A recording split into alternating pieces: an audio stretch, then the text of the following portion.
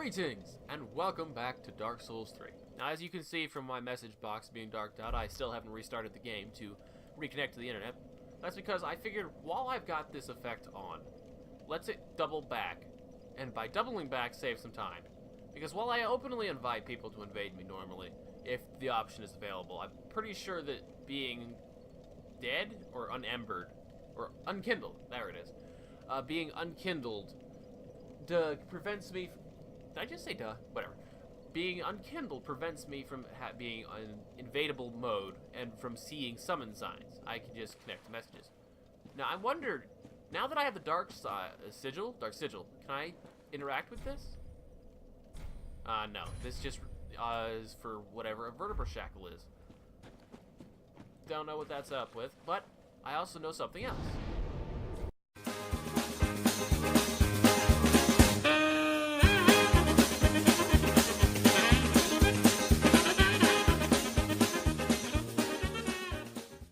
Success! Okay, finally made it here. That took a couple of tries. God, the elevators are slow. Anyway, so, I was talking to Clinton, and he was pretty sure that... Oh, that guy's firing at things. Anyway, I thought that that enemy up there was the one that Clinton was talking about that you can talk to. But since he's respawned, I don't think that's actually him. Additionally, I looked at a YouTube video that was showing where the thing is, and I don't remember what path he actually took to get to it. I just remember it was behind a building, and I've definitely not killed a cage hollow behind a building.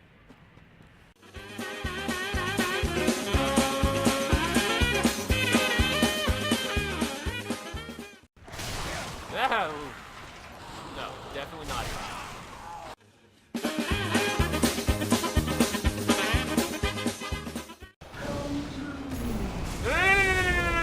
Son of a...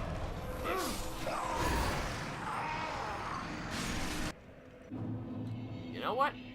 Screw it. I'll look it up later. Let's go make progress. I need to put my blade in some things and feel better about it. And I don't know if you've noticed, but I'm going to point it out in case you already haven't. You probably already did. I'm wearing a different chest piece. I am in fact wearing the Firekeeper robe. Not sure if I read this when I picked it up, so let's go. Gosh darn it. Robe worn by the guardian of the shrine. The Firekeepers were robbed of light to better serve as vessels for souls. Only those who cherished the writhing, searing darkness were given the Keeper's black attire. And all of these pieces say this. Now this is a skirt, and while it does look kind of okay with the rest of the garb, like all Dark Souls skirts, it doesn't have shoes. You're running around with... At least it gives you some wraps underneath the arches of your feet, but otherwise it just... There's no shoes. I don't dig not having any shoes on. I don't like running around in bare feet.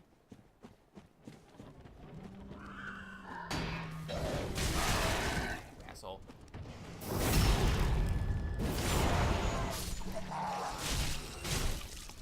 Right. Now this. Equipping this robe has given me a much lower equipment weight.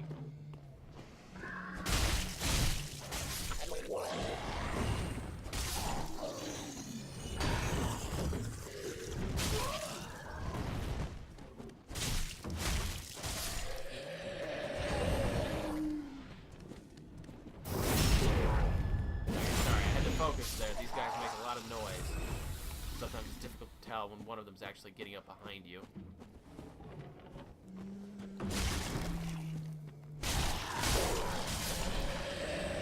Alright.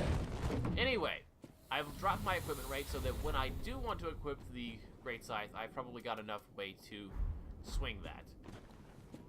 Because I'm going to be fighting the crab again. And Clinton told me something quite lovely about the crabs. When they do that burrowing thing to get away, they fully heal. So, that's a thing I'm going to have to deal with.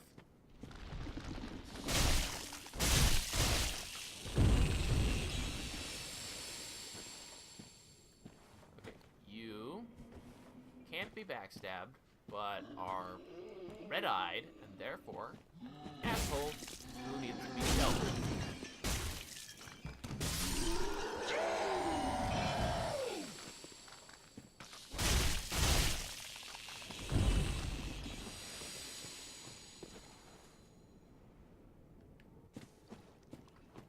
haven't gotten crab action.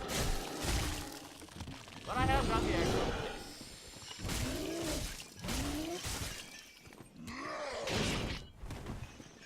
Did you just try to bite me?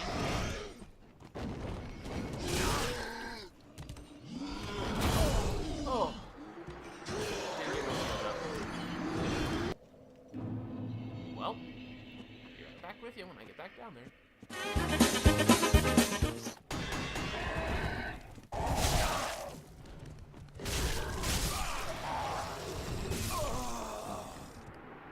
Okay then. Maybe not underestimate these things.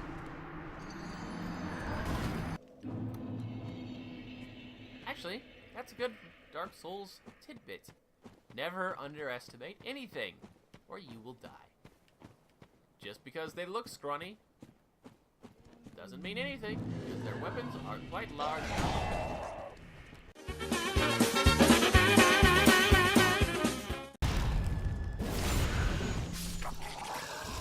God, these guys have such weird attack animations that are so subtle, it's difficult to know when they're actually attacking. It's all on me, really. I'm just not being careful enough around them. I'm too eager to get back to fighting the crab and the red-eyed crossed guys. Oh, and that's something I wanted to point out. Look at how much stamina that takes compared to how much stamina that takes. So yeah, there's a very, very, very, very significant emphasis on how heavy your shield is when you're trying to parry.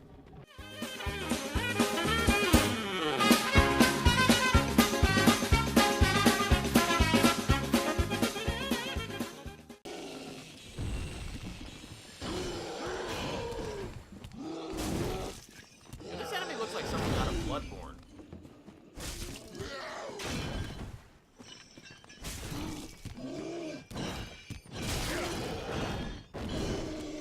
Fights like something out of Bloodborne too. Oh, I put my shield down. Okay, so I noticed that a third symbol popped up underneath my stamina bar for a status effect that I had.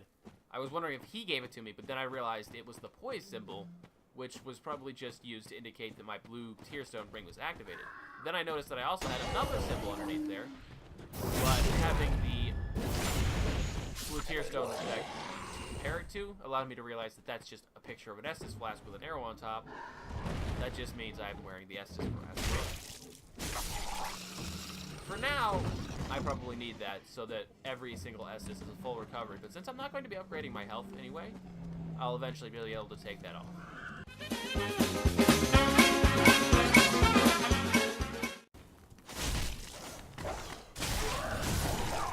And dead again.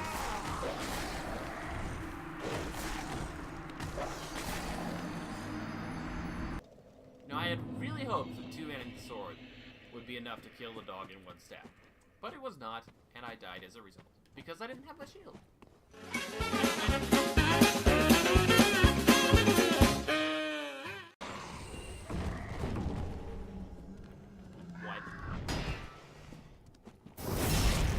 That looked a fair deal fancier than what these assholes are really.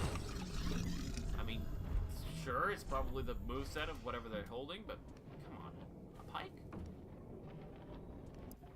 Long spear with a very long hilt, designed for long-range thrusting. Has the longest range of the non-projectile weapons, but its very length makes it unwieldy in certain situations. Charging, attack. So yeah, that's the moveset that they're using, but why they dropped the fully proper metal one instead of just the wooden brace they have, I don't know. Oh, is there an actual pike inside that stick? Like, I just now noticed that there's a little bit of a metal point on that stick. Okay, yeah. No, don't mind the dog. Let's take a look at that stick. No, I guess that's just the blood shining on it. There isn't actually a metal bit of anything on that. It's...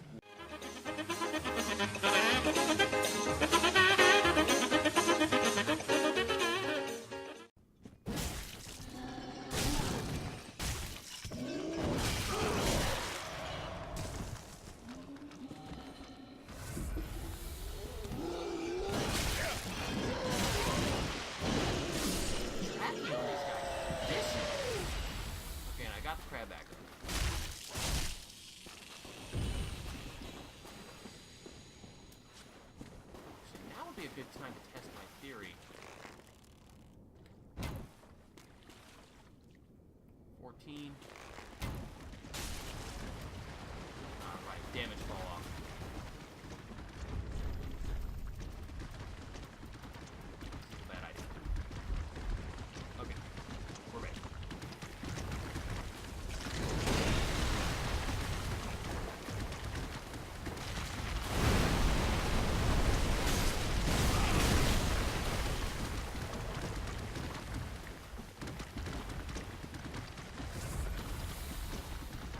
Around behind them with all these trees is kind of fun.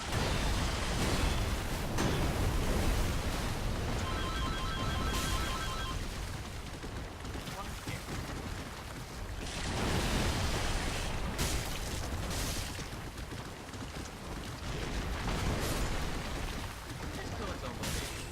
It did, and I still got the souls for it. Brilliant.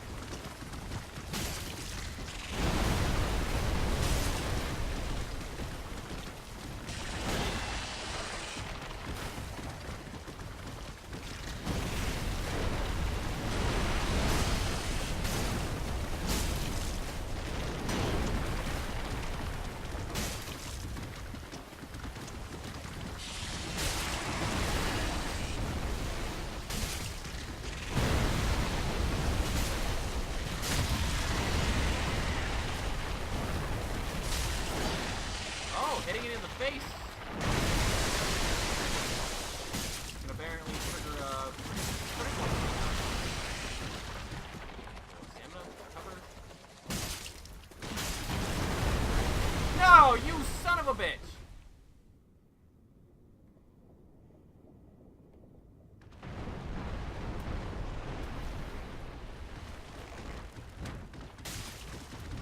Well, okay.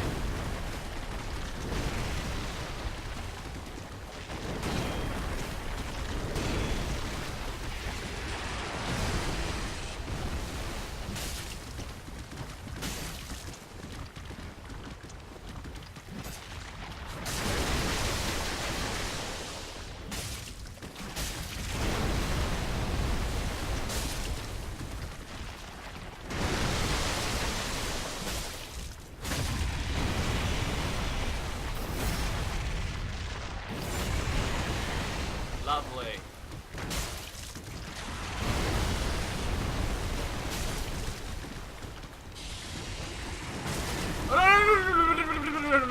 Put me out. Let me go. Let me go. Let me go. I am alive. Huzzah for full physical block shield. No, no, no. You're about to do the thing. Don't do the thing. Don't do the thing, you son of a bitch. Ah! Fuck! We can get him. We can get him. Where are you, son? Oh, okay. Right. Clinton told me about this. There is more than one of them. But it's okay. I don't have to worry about it. Kill them one at a time. Where are you? Okay, maybe this time he just straight up ran away. Anyway, I really like this weapon. Have I mentioned that I really like how viscerally awesome these swings are? I really like it. Also, I noticed that we have, the Priscilla Sight effect that was in Dark Souls 1 that, you get bleed when you give the enemy bleed. Well, actually, no. You get bleed whenever you hit an enemy, regardless of whether or not they actually did get bleed build up. So I don't know if these enemies are actually vulnerable to bleed, or even capable of being bled, let alone being vulnerable.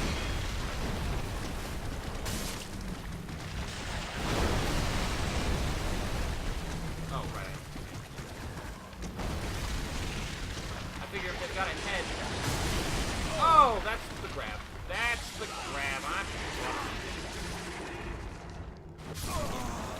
dead.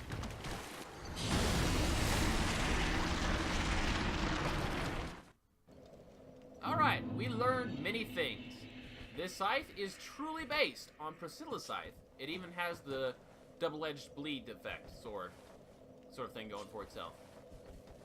I Actually, I think if I remember, like, something that was on the wiki page for this site when I was looking at its stats for upgrades and fusions and such, didn't really make sense at the time, but now I suppose it does. It said that despite the bleed being very small, you can still kill yourself with it when it happens. I guess that refers to when you hit something and you get a little bit of bleed and build it up on yourself. But it was also warning you that if an enemy triggers it instead of you, that you will then receive their full bleed effect instead of the scythe's backlash. So the bleed effect against NPCs probably isn't much of a worry unless the NPC also has bleed. Anyway, we also learned that the crabs can be critical if you hit them in the face enough times, which is nice. I still don't know if they actually can be bled, so I'm going to look that up after this episode, because that's it for this time. I hope you all have a great day, and I'll see you next time. Bye-bye.